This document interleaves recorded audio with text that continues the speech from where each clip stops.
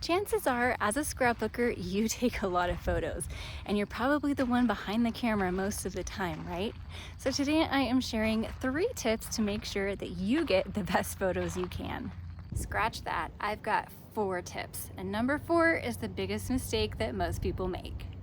Today is day 7 of my scrapbooking challenge, where I've committed to do a little bit of scrapbooking each day.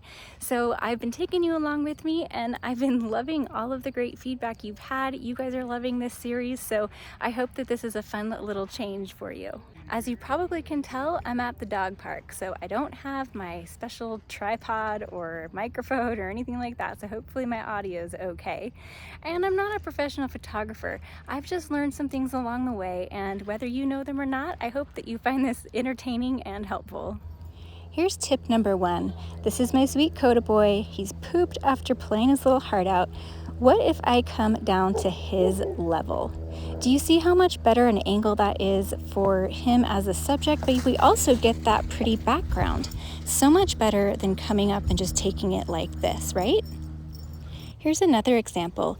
Even though we're at his backside, when we come down to his level and this other sweet pup's level, we can see that background, and it's so much more pleasing than taking it from up above.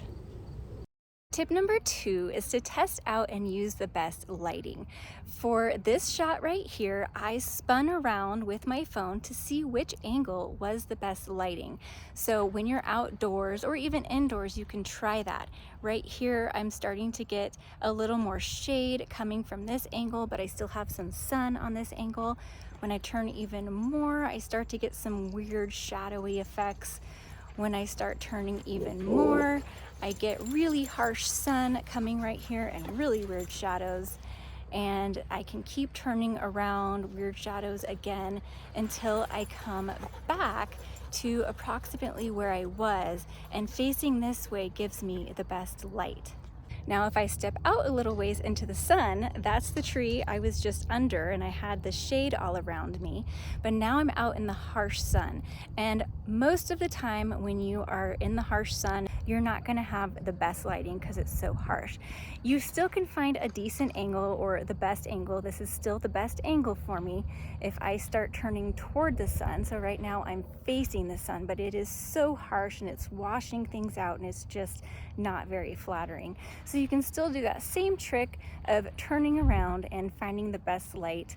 Now, you can't always do this. If you want to get like a landmark behind you, then sometimes you don't have that option. Maybe you can go to the other side of the landmark. It kind of depends on the picture that you're taking, but this is just kind of something to keep in mind.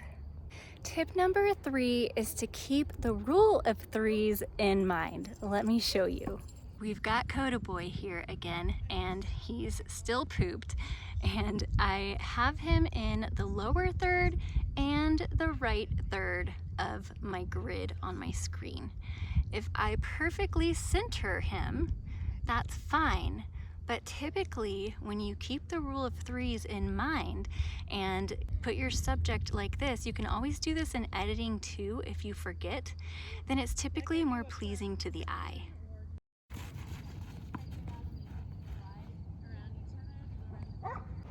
Tip number 4 is to look at the lens. Now, I know that sounds like a no-brainer, but this is a tricky one, especially when you are in selfie mode.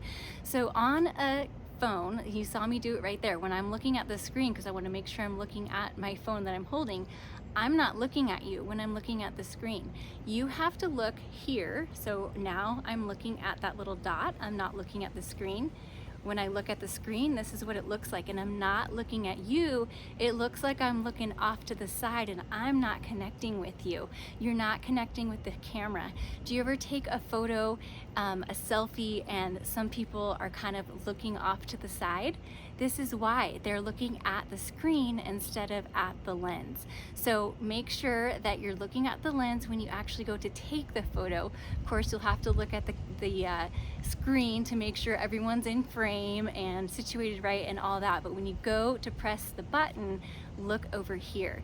Now, when you're in portrait mode, it's not as big a deal because it's not as big a difference. You're not looking to the side, you're just looking slightly up and you can't tell as much.